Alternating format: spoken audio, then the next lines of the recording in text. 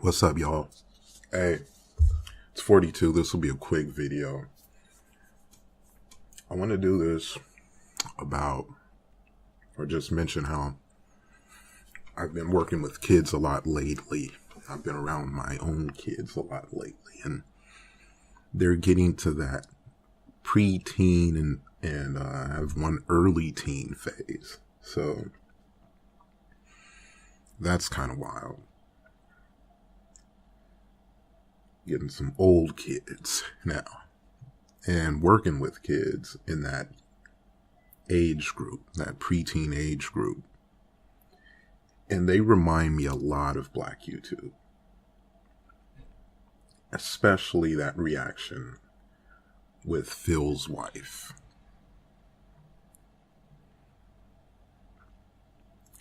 Mainly because it was basically just, ooh, look, ooh. And so you have that, like the whole ooh gossip crowd. Then you have just the fact that there's crowds. But that's not the thing that really gets me the most. Because, okay, you could say Phil was off code. Okay, he's off code. No black men should date anything but black women. Okay, if you're going to say that, anybody that is dating interracial, period, is off code. Okay. I don't really go too far into the whole thing about, he said his wife was an Afro-Latina and she's hella pale and all that. I don't really go too far in that. Because, one, I never heard him say it. But if he did say it and you contribute to him, then I could say you have a reason to maybe want to hit him up and say, hey, man, you should have been straight. This lady does not look like what you feel is an Afro-Latina. Now, looking at her, I will say she has African features. She kind of reminds me of Hugo Chavez with a big mouth and kind of full nose and all that. So, and Hugo Chavez acknowledged his inner African before he died. So maybe, this is really a non-issue and I did a video where I talked about how interracial dating is on a threshold to where I'm like, it's manageable, but if it goes any further, I would acknowledge it more. I think we have bigger issues.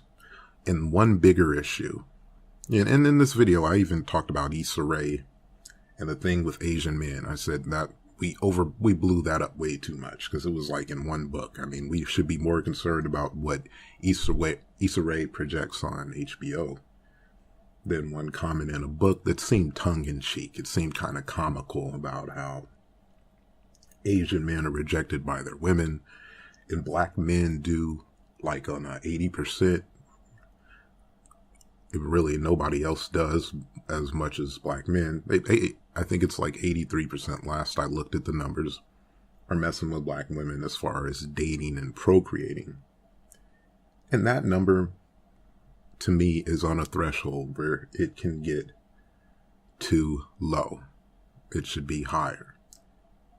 So you could say he's off code, but the big thing is black people in general, and I would say black YouTube as a spearhead is off code, because what they've done is they've turned pro-blackness into the Jedi Order, where you have to hold a certain standard. And I'm like, pro-blackness has to be populist. There should be absolutely no reason for anyone who is classified as black or could pass at any point to not be pro-black. And I define pro-black and Black Power's meta as basically the pursuit of, actually I don't think I defined it there. Maybe I did, maybe I didn't, because I talked about how the Black Panthers defined it and how it's different than it's defined today. But I define it, and I'll tell you right now how I define it, is the pursuit of power.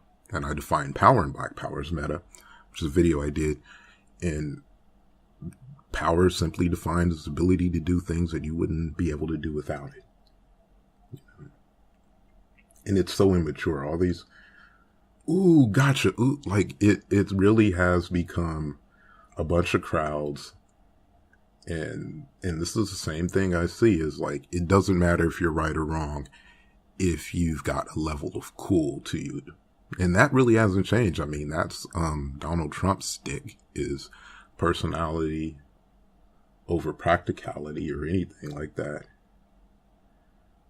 But considering how many people don't offer anything, don't sell anything, don't have like a service, they're just presenting information, I think we should have a higher standard to the point where and this is interesting because this is Haven Bullets' work, the whole thing with Phil on that advice show. But as you see on the right side of the entry thumbnail, you also see his work for showing that voiceover Pete video that was either pushed by Moors or pushed by the Abos, where they get some albino and classified as white. And the reason why I say this is because if left to our own devices, we just mythologicalize white people. I always try to be as objective as what we're dealing with as possible. But the reason why, to bring that out, the reason why I mention that is the Haven Bullet showed how this guy had hired VoiceOver Pete, the guy you see on the right of the thumbnail, the right of the video YouTube image. And actually, I don't think it was Abos that hired him, but they used this video, they cropped it so it wouldn't look as any more ridiculous. Like if you are good at discerning anything, you could tell that this was suspect. I could tell it was suspect. I could tell it was fake. I didn't see it because I don't really watch a lot of the Abo videos. I will continue that series on the miseducation of Abo. I've just been busy. But I wanted to give my 2 cents here because the reality is if you're classified as black, you should be pro-black. And to turn pro-blackness into a diss is being off code. More so than Phil could ever be with his Hugo Chavez looking wife. And that's real talk. Pro-blackness, for it to settle, for it to fester, for it to engulf, for it to be the thing, the bee's knees, it's got to be ubiquitous. It's got to be like, hey, why? Wait, that should be the thing. Like it shouldn't be, oh, you're pro-black and you have a mixed or even a white wife. Hey, that's off code. That's the question. But it shouldn't be like, oh, how can you do that and be pro-black? Man, anybody that's black, able-bodied, can think should be pro-black. This whole notion that we're going to turn it into a diss is like, I'm trying not to curse in this video, but I don't think highly of that. To me, you're off code if you're on that. And that needs to be said, because I don't care if you're a criminal, if you're a nitwit, if you're in an interracial relationship, if you're broke, especially if you're wealthy. I don't care where you are, what class you are, what anything you are. You could be any class. I'm talking like you could be a warlock, barbarian.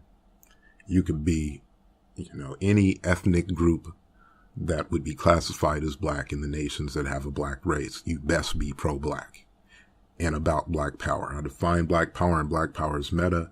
You should be pro-black. We do not need to turn pro-blackness into the Jedi order that people look down on as a diss because they really don't feel like doing nothing and they just want an excuse to shine, hucklebuck, put up a bunch of memes, and gossip even as a, excuse my language, bitch. I just want to add that what the Moors and the Abos have done with VoiceOver Pete, because they know that unfortunately a lot of y'all have to hear it from the albino classified as white. That's far worse. I just wanted to make that clear. One other thing. Okay, let's say I agree that Phil is off code. Especially because maybe Hugo Chavez's daughter does not classify as in your mind as Afro-Latina, okay? And maybe you donate to him. Maybe you've helped build his channel. Then you can really talk. I agree with Angry Man who brought that up. Okay, maybe we go there. But instead of these Shine Hucklebuck High School video reactions, how about we talk to him and ask, like, hey man, why do you go off code and not marry a sister? Maybe we can learn from his rationale. Or we can just continue to jigaboo.